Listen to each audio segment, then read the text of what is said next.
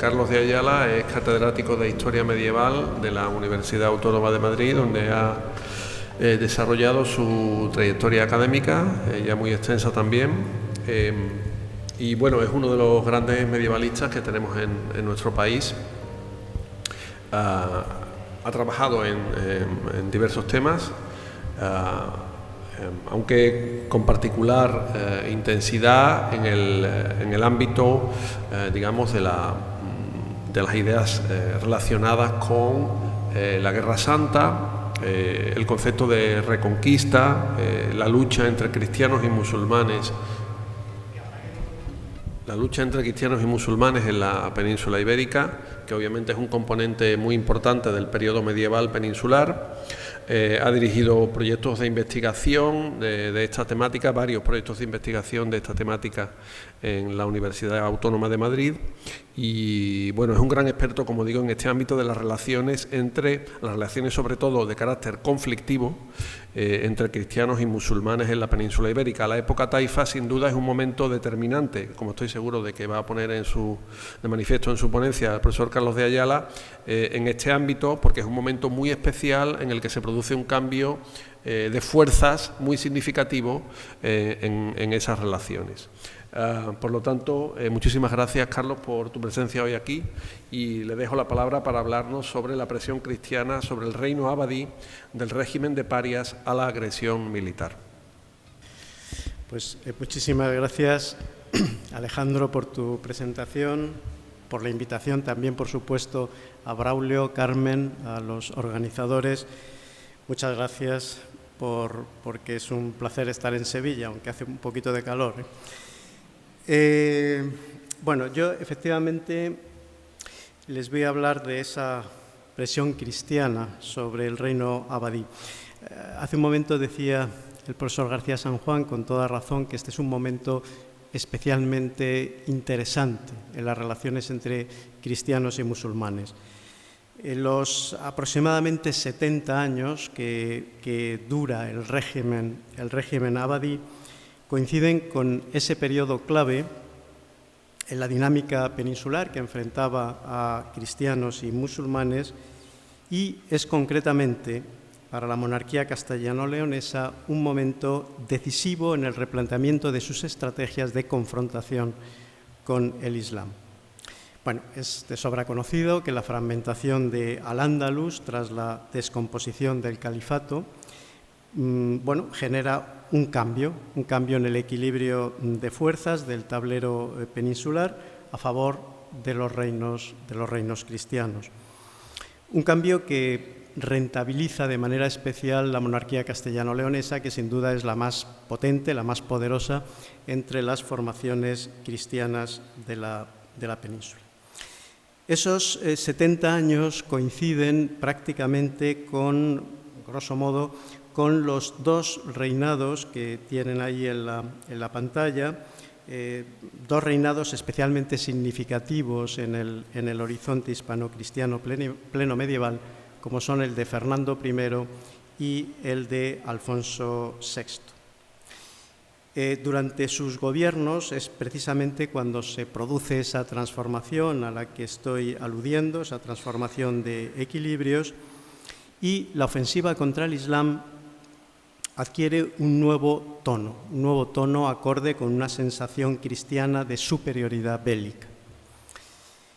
Ese tono no se traduciría, salvo excepciones, en acciones combativas especialmente contundentes, en hechos de armas especialmente espectaculares. Por el contrario, lo que se impone en este momento son mecanismos de coacción de tipo económico, en concreto el régimen de parias, que, como saben, es precisamente en estos momentos cuando empieza a generalizarse, que es un mecanismo capaz de socavar las más o menos endebles, según los casos, estructuras políticas de las llamadas taifas, preparando a medio y largo plazo su anulación política y, en último término, su integración en el territorio cristiano. Claro, obviamente una estrategia de este tipo se sitúa fuera del ámbito de lo heroico. y de alguna manera de aquellos que justificaban el combate como la única posibilidad de supervivencia frente a la amenaza enemiga. Al-Ándalus había dejado de constituir esa amenaza y legitimar operaciones bélicas en estas circunstancias requería un plus de justificación. De alguna manera era preciso incrementar las herramientas de legitimación. La confrontación en este sentido tiende a sacralizarse cada vez más. Esa es la vía por la que se opta, acudiendo a expedientes capaces, en definitiva, de blanquear lo que era una guerra pura y simplemente expansiva, que se servía de la presión y del chantaje económico. Entre esos expedientes ideológicos, expedientes de justificación, el uso de las reliquias en el contexto de los enfrentamientos va a adquirir un protagonismo especial, lo vamos a ver en algún caso concreto. El desvío también de un importante porcentaje de beneficios económicos obtenidos a partir de las parias y con destino a instituciones de prestigio, instituciones eclesiásticas de prestigio como la Abadía de Cluny, y la progresiva también militarización de los santos protectores del reino. Bueno, esta es la realidad que se pone de relieve a lo largo de estos dos reinados a los que estamos haciendo referencia. En los próximos minutos yo quisiera ejemplificar esos cambios estratégicos y legitimadores a través del ejemplo, lógicamente importantísimo, de la taifa sevillana. La taifa sevillana como ese objeto de presión político-militar por parte de la monarquía castellano-leonesa. El análisis lo vamos a dividir en dos partes. En la primera voy a describir someramente los acontecimientos, voy a relacionar un poco en qué consiste esa tensión cristiano-islámica en relación con Sevilla, y en la segunda vamos a hacer un breve recorrido por la memoria de esos acontecimientos a través de la imagen que suscitaron sus protagonistas musulmanes en la historiografía cristiana posterior. Y nos centraremos para ello en la producción historiográfica importantísima para la monarquía castellano-leonesa, que es la del siglo XIII. Bien, la muy intensa ofensiva contra el Islam que desarrolló Fernando I, el rey de León y de Castilla, se centra en la última década de su reinado. Una vez que superó una serie de problemas internos que prácticamente le tuvieron casi inmovilizado en relación por lo menos a esta actividad bélica durante 15 años. Fueron años de conflictos intracristianos y por consiguiente los musulmanes los dejó en paz durante ese periodo. Es a partir del Concilio de Collanza, un importante hito, un referente en la construcción ideológica del reino, ¿no?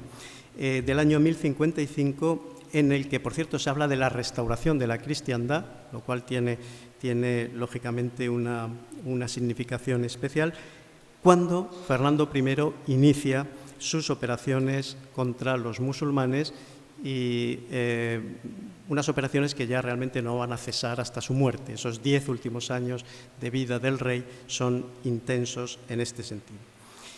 Esas operaciones van dirigidas contra todas las taifas, la de Badajoz, la de Toledo, la de Zaragoza y, naturalmente, la de Sevilla.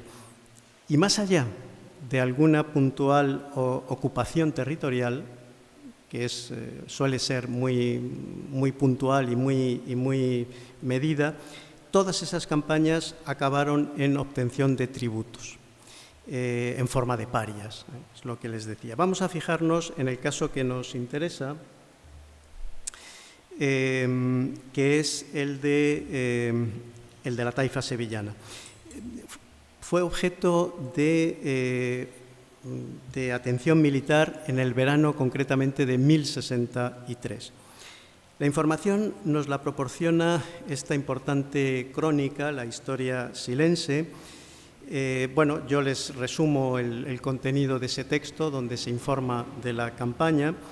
El rey habría reunido un ejército con el que se dirigió a las provincias de la Bética y de Lusitania, asolando campos, incendiando explotaciones agrícolas, y ante este panorama el rey, Abad al-Mutadid de Sevilla, que en la crónica se llama Benajabet, salió al encuentro del monarca cristiano cargado de regalos y suplicándole que no prosiguiera la ofensiva. El cronista oficial de la corte, dice que Fernando I, compadecido del anciano bárbaro, así se expresa el cronista, se ablanda porque él era bueno y siempre se ablandaba en estas circunstancias, y convoca su consejo para adoptar una decisión. Los consejeros aceptan la petición de al-Mutadid a cambio de los regalos ofrecidos y del compromiso de trasladar a León los restos de la mártir Santa Justa, extremo este que el rey sevillano aceptó de buen grado. Bien, hasta aquí el relato del Silense. Disponemos de otra fuente que nos añade alguna otra información sobre esta misma campaña. En este caso, una fuente islámica, la Dahira de Ibn Basan, un poco posterior, pero no demasiado, a los acontecimientos. Allí se nos informa que los contactos diplomáticos que se establecieron entre el rey de Sevilla y el rey de León para poner fin a las hostilidades fueron confiados por el rey sevillano a Sisnando Davidiz. Sisnando Davidiz era un cristiano lusitano, de origen lusitano, de cerca de Coimbra, que había sido capturado en su momento por al-Mutadid, pero que dio desde el principio muestras de ser una persona especialmente inteligente y especialmente capaz, y acabó convirtiéndose en un alto responsable político de la corte sevillana.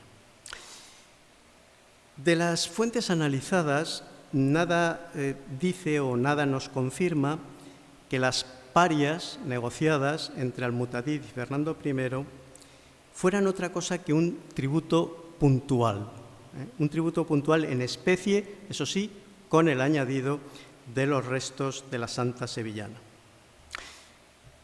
Aunque es posible, y luego lo vamos a ver, que también hubiera entonces pago en metálico, es bien sabido en la importancia política del regalo y, no digamos, de las reliquias como un elemento extraordinariamente significativo que podía sellar acuerdos como este, que reportaba, entre otras cosas, su misión política. No lo olvidemos. Entonces, en este sentido, yo creo que cabría preguntarse el porqué de la demanda del cuerpo de Santa Justa. Esta es una santa muy especial, bueno, ¿qué les voy a decir a ustedes, no? Pero, a diferencia de otros mártires, la composición de la pasión de Santa Justa, la suya y la de su hermana, Rufina, fue muy tardía, fue ya de época visigoda. Es una santa de época clásica, de época romana, pero la pasión pasa al pasionario, pasa a la referencia litúrgica cristiana en época relativamente tardía. Recordemos que el motivo de la ejecución era una actividad prohibida por la Iglesia primitiva, como era la destrucción premeditada de ídolos. Ahí tienen el texto. También se lo puedo resumir un poco. Es el texto del pasionario. Estas mujeres se dedicaban a vender vasijas y en esas circunstancias, cuando estaban vendiendo en el mercado, se acerca una procesión en la que un personaje monstruoso, que es Salambó, que es la representación, como saben, babilónica de la Afrodita clásica, que se lamenta por la muerte de Adonis, es un culto fenicio, babilónico, fenicio, pasa a Cartago y de ahí al resto del occidente romano. Bueno, pues se les acercan los de la procesión con esa imagen monstruosa y le piden una limosna a las hermanas. Y ellas se resisten, no quieren, y la figura pues se lanza de manera impetuosa sobre las vasijas y las rompe. Ellas no se inmutan, pero lo que sí que hacen es empujar esa imagen, y esa imagen queda destruida, lo cual obviamente era un sacrilegio. Fíjense, de todas formas, en ese canon del Concilio de Elvira. El Concilio de Elvira es un concilio muy temprano de la Iglesia, comienzos del siglo IV, en el que se dice: si alguno destroza los ídolos y es ejecutado allí mismo, no se le incluya en el número de los mártires. Este fue el problema de Santa Justa, y por eso su advocación o su veneración fue tan tardía. Ahora, fue tan tardía, pero muy exitosa en la Alta Edad Media. Piensen que aquí en la Bética, desde luego, pero en el resto de la península, piensen que, por ejemplo, en el Antifonario de León, que es una pieza de mediados del siglo X, que se elabora en el monasterio leonés de San Cipriano del Condado, aparece ya la fiesta de las santas Justa y Rufina. Esto quiere decir que en León era una santa popular, era una santa bien conocida. Y eso es lo que explica esta demanda, que en principio hubiera parecido un poco extraña. Como es sabido, el relato, como es sabido, finalmente el cuerpo de Santa Justa pues no se encuentra, y entonces aparece milagrosamente la noticia del cuerpo de San Isidoro, y la comisión que va, castellano-leonesa, que va a recuperar o que iba a recuperar los restos de Santa Justa, se dedica a recuperar el de San Isidoro. Aquí es donde aparece el rey sevillano, Al-Mutadid. El tema del traslado aparece en una fuente que es muy interesante, es una fuente estrictamente contemporánea, de 2, 3, 4 años posterior, que pasa luego a la historia silense, pero es una pieza narrativa autónoma, digamos. Y ahí se nos muestra una imagen de Al-Mutadid muy curiosa, y muy, ¿cómo diría yo?, muy favorable, ¿no? El relato dice que Al-Mutadid, aunque infiel, no se opuso, por supuesto, al traslado del cuerpo, pero quedó completamente abatido porque tenía que ceder una reliquia que consideraba extraordinariamente importante y beneficiosa para su ciudad y para él mismo. Con todo, él colabora con la comisión, con los obispos que habían sido delegados, y esa colaboración se pone de manifiesto con tintes de cierto dramatismo cuando ya estaba todo preparado para la partida, porque en ese momento, y en un gesto de un respeto extraordinario, el rey de los sarracenos, dice la narración, cubre el sarcófago con una riquísima tela bordada. Y además en ese momento empieza a entonar una oración en la que expresa la identificación del santo con la causa de la Sevilla islámica, y ese deseo de que su benéfico favor pues nunca se aparte ni de Sevilla ni de él, aunque el cuerpo esté lejos. Este tema de las telas es un tema muy estudiado, es un tema muy interesante. Hay un estudio de María Judith Feliciano que asocia concretamente este episodio a una práctica, una ceremonia que era la quilá. No sé si lo he pronunciado bien, yo no soy arabista. La quilá, que era un ritual de investidura consistente en la imposición a modo de ropaje honorífico, normalmente era una mortaja de calidad, de una prenda que había sido utilizada previamente por una persona destacada, pero que quería de alguna manera transmitir con ello un homenaje a esa otra persona. Con esto quiero decir que el cronista cristiano está recogiendo lo que sería pues, un auténtico homenaje en toda regla, según el ritual islámico, en relación a este acontecimiento. Es también muy curioso porque esta versión tan, yo creo, relativamente positiva hacia el líder musulmán en un texto cristiano, casi contemporáneo a los hechos, curiosamente, cuando es incorporado a la historia silense, no se cambia en absoluto. Y la historia silense, les puedo asegurar que es una crónica cristiana inequívocamente comprometida con la descalificación de la imagen del Islam. Bueno, sea de ello lo que fuere, se conformó Fernando I con este envío del cuerpo de San Isidoro como pago por la compra de la paz del rey sevillano. Bueno, pues parece bastante claro que no. Hay un tardío relato de los acontecimientos contenido en la Historia de España de los talleres historiográficos alfonsíes, que yo creo que describe de manera muy realista lo que allí aconteció. Afirma que Al-Mutadid se había entregado al rey cristiano para que, dice literalmente el texto, lo tomase por su vasallo et por su pechero, es decir, su pagador, así como tomara a todos los otros reyes moros de España.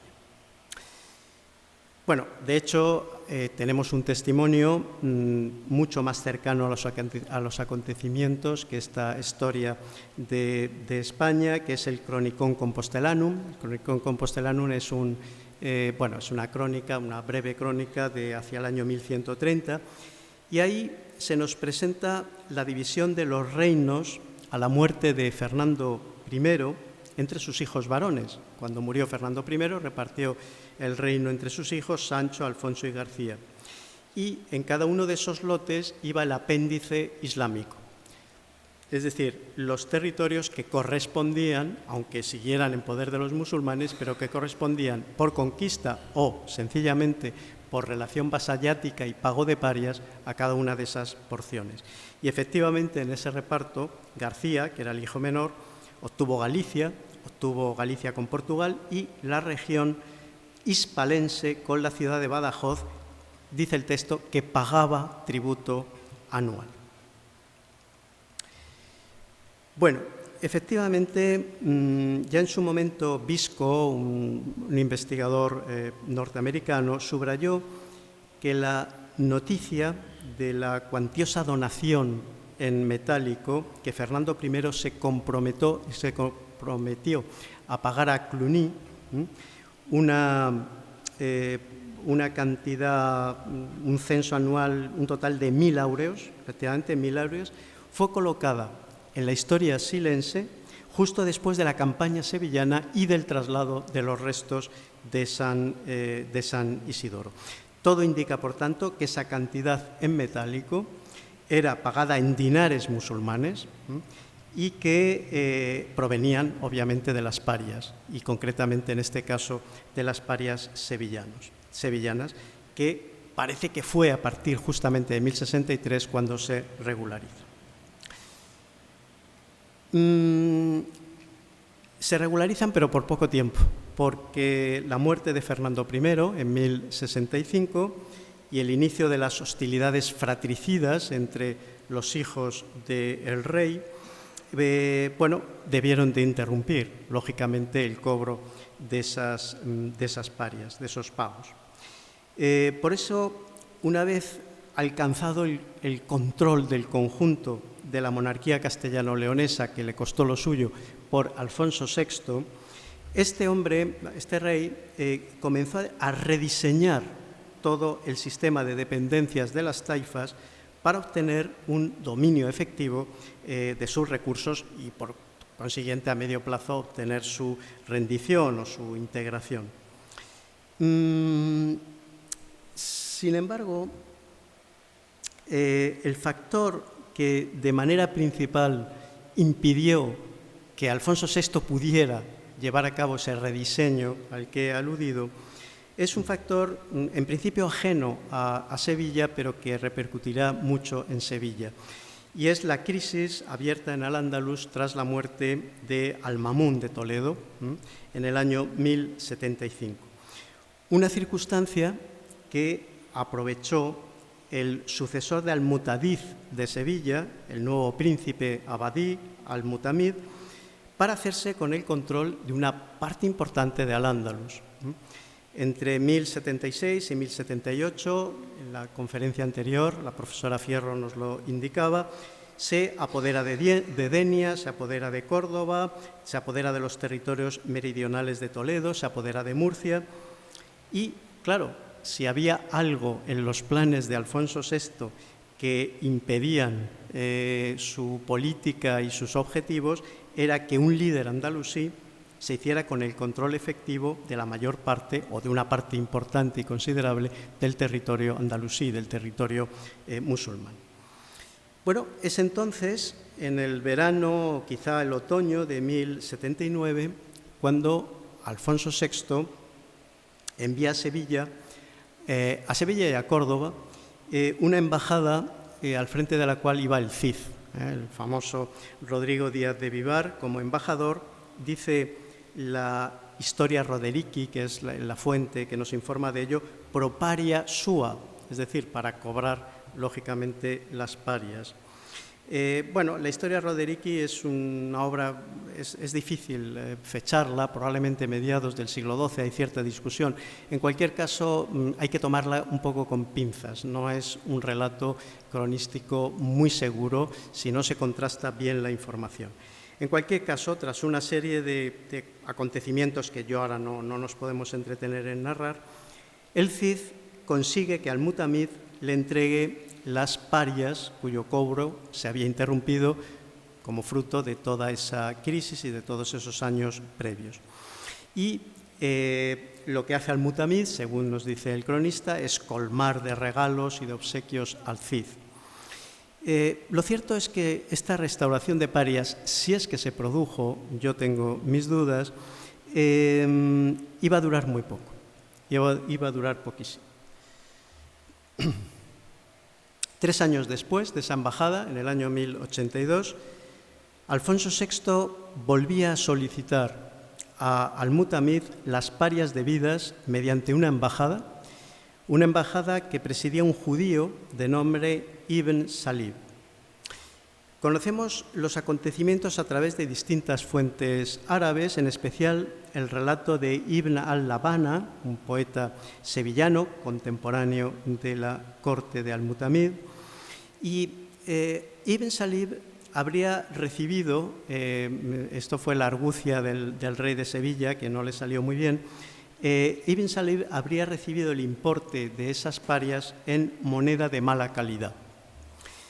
Ibn Salib no tenía un pelo de tonto, descubre el fraude y tras las amenazas que arroja por su boca el embajador castellano, Al-Mutamid reacciona de una forma absolutamente iracunda y ordena que sea crucificado el embajador cristiano, el judío que era embajador cristiano. Ante semejante provocación, claro, Alfonso VI reacciona ya en el año 1083, saquea el Aljarafe, esclaviza a numerosa población sevillana, asedia durante 3 días la propia capital y, no contento con eso, en un gesto de provocadora soberbia, llega a las playas de Tarifa queriendo evidenciar así su capacidad para hacerse con el control del conjunto de la península en el momento que él quisiera. Claro, Al-Mutamid no pudo responder en términos militares a esta agresión, pero lo que hizo es invocar el apoyo almorávide, como ya sabemos.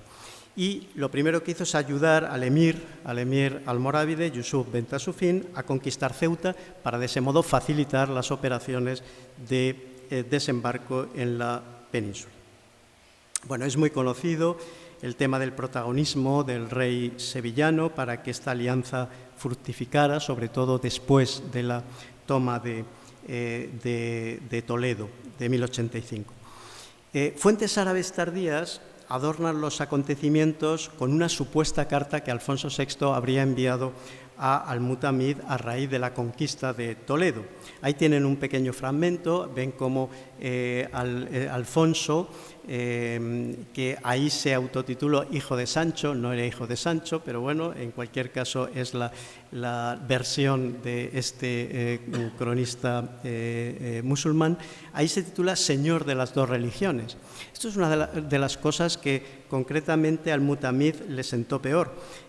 No se lo he reproducido aquí, pero conocemos, digamos, la respuesta. Insisto, todo esto es una recreación que no tiene un fundamento histórico contrastable.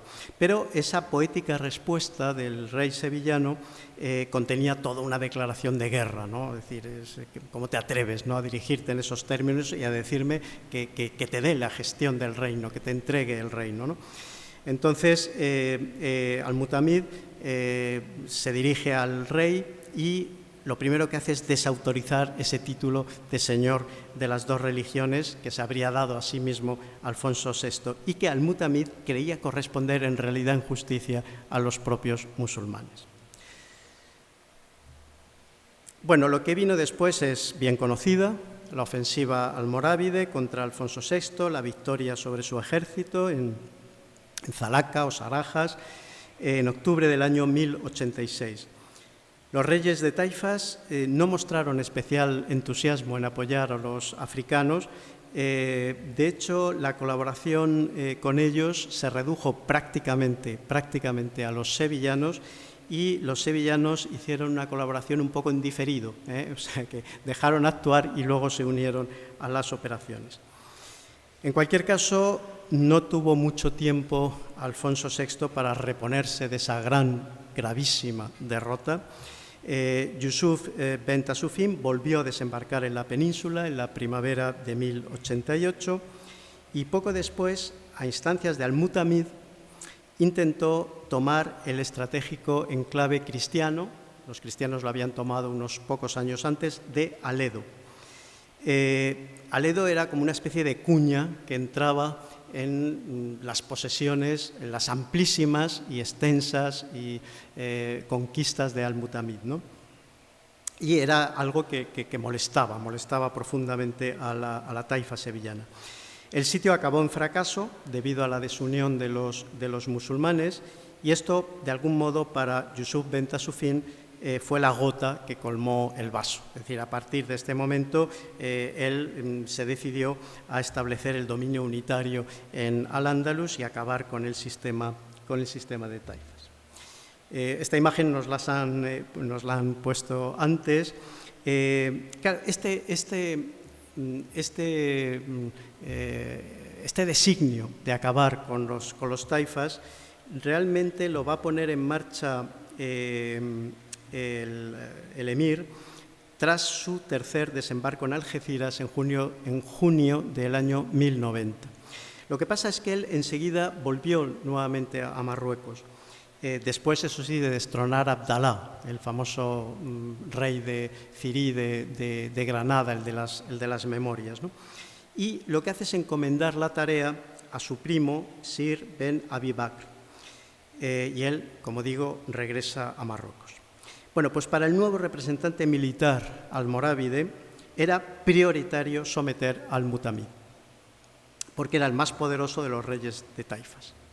Una de las justificaciones para la intervención fue, por lo menos esto es lo que nos dice, ya veremos que no es muy exacto, esto es lo que nos dice Abdalá en sus memorias, la solicitud de ayuda que había cursado inútilmente al rey, el rey sevillano al rey Alfonso VI. Bueno, lo cierto es que solo un año después, en 1091, Sevilla era conquistada, Al-Mutamid era capturado y desterrado al Atlas, donde moriría 4 años después, según se nos ha dicho, efectivamente en Ahmad. Y esa es la tumba, si es que lo es, efectivamente. Pero en cualquier caso es un lugar, merece la pena, Yo tuve la suerte de estar y la verdad es que es un sitio muy, muy agradable. Vamos a ver, no sé si me he perdido. Bueno, vamos a ver. Realmente Alfonso VI no permaneció impasible ante el destino del reino abadí, tal como sugiere Abdalá en sus memorias. No parece que fuera así, y contamos con un dato en una fuente cristiana tardía. Bueno, es una fuente cristiana muy particular, es una fuente cristiana escrita seguramente por un musulmán, o por lo menos por un converso. Son los Anales Toledanos Segundos, una crónica analítica del género de anales de hacia 1250, y que otras fuentes árabes corroboran la información en ella contenida. Bueno, pues allí se nos dice que hubo una intervención militar de Alvar Fáñez. Alvar Fáñez es uno de los caudillos, junto con el Cid, uno de los caudillos principales del ejército de Alfonso VI, sin duda ordenada por el rey, sobre el enclave de Almodóvar del Río. Y esto se habría producido en el verano de 1091. La intervención fue un fracaso, acabó en derrota, pero es muy probable que fuera entonces cuando hace su entrada en escena la famosa Mora Zaida. Este es un personaje muy curioso, es un importante personaje plenamente histórico, por supuesto, indiscutiblemente histórico, pero al que la leyenda ha privado quizá pues de cierta credibilidad. Zaida, ahí tienen los datos principales, era la mujer de Fat al-Mamun. Fat al-Mamun es el hijo de Al-Mutamid, que había muerto en la defensa de Córdoba frente a los almorávides. Por tanto, Zaida era la nuera del rey de Sevilla. Esto nos interesa para luego ver cómo lo interpretan los cristianos. Su origen no está muy claro, podría haber sido la dinastía Udí de Zaragoza, pero esto es algo que no es fácil de contrastar, no es concluyente. Lo que sí sabemos es que su marido la había enviado junto con sus hijos a Almodóvar del Río para intentar garantizar su seguridad ante la acometida almorávide, y que de allí debió de pasar a Toledo bajo la protección de Alfonso VI en algún momento de la primavera del 91, a raíz de esa intervención de Alvar Fáñez seguramente. Zaida se convirtió en concubina de Alfonso VI, fue bautizada con el nombre de Isabel, y de ella nació el infante Sancho, heredero del rey cristiano, muerto siendo poco más que adolescente en la batalla de Uclés del año 1108 frente a los almorávides. Su madre había muerto un año antes de sobreparto. Bien, al margen de estas informaciones, es más que probable, hoy día ya se tienen pocas dudas, aunque esto ha sido un caballo de batalla que no se pueden imaginar hasta dónde ha llegado, pero es más que probable la identificación de Zaida con la cuarta mujer de Alfonso VI, de nombre Isabel. En efecto, Alfonso VI, en los últimos años de su vida, después del fallecimiento de su tercera mujer, la reina Berta, que se produjo en 1100, habría decidido ese mismo año legalizar su unión con la concubina, ya bautizada como Isabel, para de este modo garantizar la herencia de ese hijo joven, pero único hijo varón que tenía, que por consiguiente era preciso rodear de todas las garantías de legitimidad posible. Lo cierto es que desde entonces, desde que se produce ese matrimonio, el infante Sancho gana protagonismo político en la corte, o sea que hay una relación evidente. La reina Isabel, como les he dicho, murió de sobreparto en 1107, y por si hubiera alguna duda acerca de la identificación entre Isabel y Zaida, pocos meses antes, no tengo aquí la fecha, pero vamos, muy poco antes de la muerte de Alfonso, hay un documento de la Catedral de Astorga, perdón, de la muerte de Alfonso no, un poco antes de la muerte de Zaida, hay un documento de la Catedral de Astorga en el que el rey dice que lo firma "cum uxore mea", o sea, con mi mujer Isabel y nuestro hijo Sancho. Es decir, que está claro que Sancho es hijo de esa Isabel, que sin duda es la famosa Mora Zaida. Lo que ya parece más cercano al campo de la leyenda es la presunta y espectacular dote que Zaida, desde un primer momento y todavía en condición de concubina, lo cual es absolutamente impensable, habría aportado al rey Alfonso VI. Pero esto entra dentro del campo de la idealización y de la memoria. Yo quiero ir concluyendo, pero querría hacerlo precisamente con este tema de la memoria. Vamos a ver un poco. Miren, para la monarquía castellano-leonesa, el siglo XIII representa un hito decisivo en la construcción de la memoria histórica del reino. Es cuando los grandes cronistas latinos de la primera mitad de ese siglo y un poco más tarde el taller historiográfico de Alfonso X, que se basa en buena parte en esos cronistas de la primera mitad, se encargan de reescribir la historia, de reescribirla en honor y gloria de la monarquía. Por eso resulta especialmente interesante que podamos comprobar cuál fue la percepción de los acontecimientos que hemos visto en esos escritores, ¿no? Nos vamos a centrar, y lo vamos a hacer por razón de tiempo también, concretamente en el destino del reino abadí, de su último representante, y Al-Mutamid, y también sobre la mora Zaida, ¿no? Bueno, vamos a empezar por el tratamiento de Lucas de Tuy. Lucas de Tuy, en su Chronicon Mundi, este cronista, como saben ustedes, era un clérigo leonés ligado al monasterio de San Isidoro del León, llegaría a ser obispo de Tuy en 1239. En esa fecha es cuando finaliza su obra, el Chronicon Mundi. Bueno, pues para él el final del reino abadí se relaciona íntimamente con el destino de Zaida, convertida en hija de Al-Mutamid. Aquí ya eso de nuera no, directamente hija, interesa para lo que luego vamos a ver, al que llama Benabet de Sevilla. Mutamid sería el rey Benabet. Pues bien, Alfonso VI habría tomado, dice el cronista, casi como esposa a Zaida, de la que nacería su hijo Sancho. Es muy interesante porque este cronista, que tampoco es especialmente proclive a alabar a los musulmanes, ni mucho menos, piensa que este matrimonio era expresión de una estrecha amistad y de una leal colaboración política que se establece entre León y Sevilla. Ambos, suegro y yerno, en esta versión, habrían mantenido una reunión en la que Alfonso VI habría hecho ver al Mutamid la conveniencia de llamar a los almorávides. Es decir, que el que llamó a los almorávides fue Alfonso VI. En la crónica se habla de los pueblos bárbaros del otro lado del mar. El designio era claro. El rey, según Lucas de Tuy, lo que quería es, dejando a salvo a su suegro a ser posible, pero vamos, si no era así tampoco pasaba nada, los invasores lucharían contra los sarracenos de Hispania y de un modo u otro al final se acabarían matando entre ellos y el que saldría ganando sería lógicamente Alfonso VI. El problema fue que los almorávides llegaron a un acuerdo con los sarracenos de Hispania y eligieron de entre ellos un rey al que llamaron Miramamolín.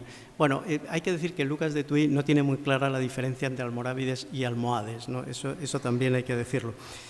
Unidos de este modo los sarracenos hispanos y los africanos se negaron, todos ellos, a pagar tributo al rey Alfonso VI y decidieron matar al rey Al-Mutamid por traidor, por converso, por ser cristiano oculto realmente y mantener en todo caso una estrechísima relación de amistad con un rey cristiano.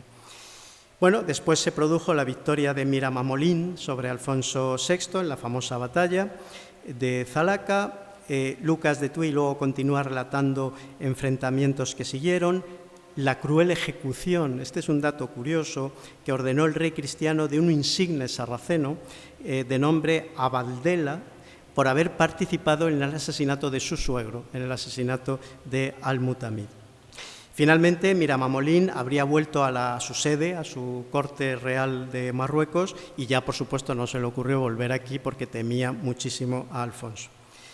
Bueno, el texto obviamente está lleno de imprecisiones, de inexactitudes, pero lo que nos interesa es resaltar la imagen de lealtad colaboradora que el cronista quiere subrayar entre Al-Mutamid y Alfonso VI y la centralidad del personaje de Zaida en esa componente o en esa componenda política.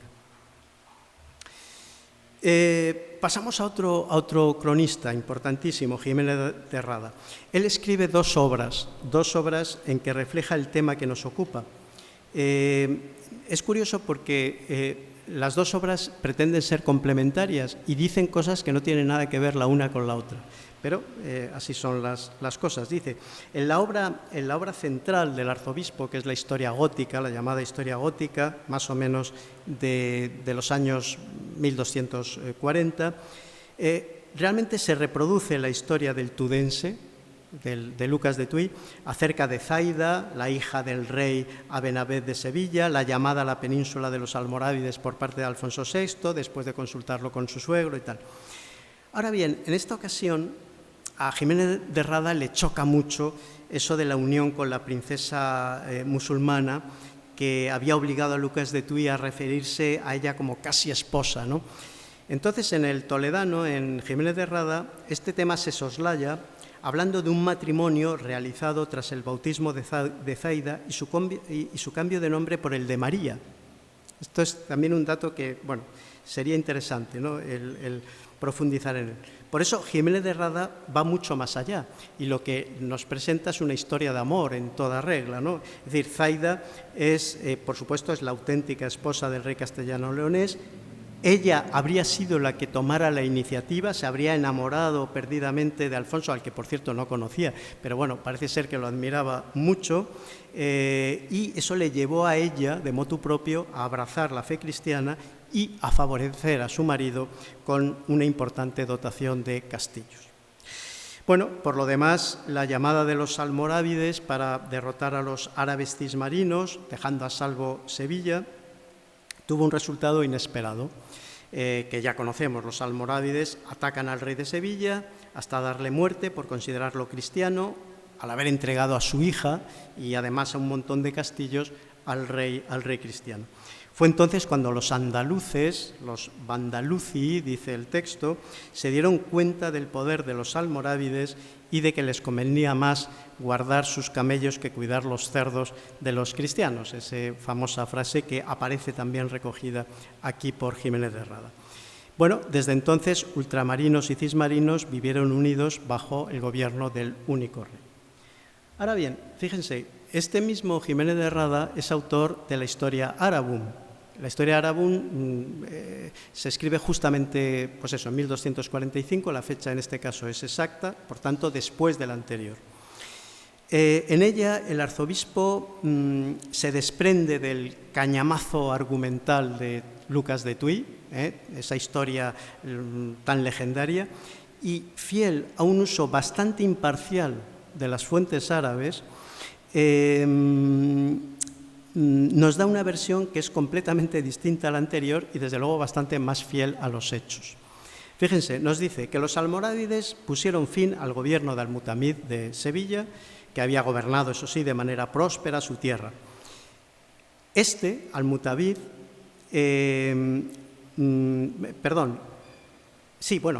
Al-Mutamid se acabó convirtiendo en prisionero del almorávide. Aquí ya no lo mata, es decir, efectivamente es hecho prisionero, lo cual ciertamente es así. Y solo después se produce la derrota de Alfonso VI en Sagrajas. Luego pasó a África, pero como había comprobado que los árabes vándalos, dice el texto, se hallaban completamente divididos, volvió a la península, se hizo con el control de toda Vandalia y convirtiéndose en monarca ultramarino y cismarino. Tal. Bueno, como vemos, esta segunda versión de Jiménez de Rada es más ajustada. Es decir, Al-Mutamid no es el suegro de Alfonso VI, que efectivamente no lo fue, ni este es el responsable de la llamada de los almorávides y además es cautivado, ¿no?, es capturado tras su destronamiento. Bueno, todo ello responde a la realidad. Y, en cualquier caso, hay una clara propensión a valorar muy positivamente a los árabes de Vandalia, es decir, a los árabes de Andalucía, y entre ellos al rey Al-Mutamid de Sevilla. Y ya para acabar, no les canso más, vamos a aludir a un último texto que es una preciosidad. Es un texto que alude a toda esta historia y pertenece a la historia de España, compuesta, como saben, en los talleres de Alfonso X. En ella se resume la explicación de la llegada de los almorávides, siguiendo, es verdad que se sigue el esquema del tudense y de la historia gótica del toledano. Incluye, por tanto, la historia de la Morazaida, que eso sí, dice el texto, non fue barragana, sino mujer velada, no nos confundamos. Y además, mujer de genio, porque frente a la voluntad del rey se bautizó como María, diciendo que luego el rey la llamara como quisiera, ¿no? Ahí tienen el texto, que es realmente curioso, ¿no? Tomó esta saída el rey don Alfonso para ver a Toledo mayor parada e tornóla cristiana. E cuando la iban a batear, dixo el rey que non pusiesen nombre María, que non quería el haber compañía con mujer que así hubiese nombre porque naciera de ella Dios. Et ella dixo que el pusiesen nombre María, e después que la llamase el rey como él quisiera. E los clérigos que la batearon pusiéronle nombre María, pero dijeron al rey que Elizabeth había nombre. Es curiosa esta historia. Bueno, ya en conclusión, ya para acabar, la imagen del reino abadí que se nos muestra en estos testimonios, en todos, salvo en la historia árabe, esa es la excepción, y que están consagrados a la construcción de una idealizada memoria de la monarquía castellana, es la del reino abadí como un reino amigo, un reino muy leal a Alfonso VI, que lejos de socavar en ningún momento su autoridad, se mostró fiel y la sirvió con lealtad hasta el sacrificio del propio rey Al-Mutamid. Esa es la imagen que se quiere plasmar, ¿no? Por supuesto, la de la voluntaria conversión de su hija Zaida, etc., ¿no? Esto justificaba, o por lo menos contribuía a justificar a los ojos de los cristianos del siglo XIII el objetivo de un pacífico señorío sobre las dos religiones que estuvo en el teórico ideal de gobierno hasta bien entrada aquella centuria, desde luego durante el reinado de Alfonso X claramente. Nada más, muchas gracias.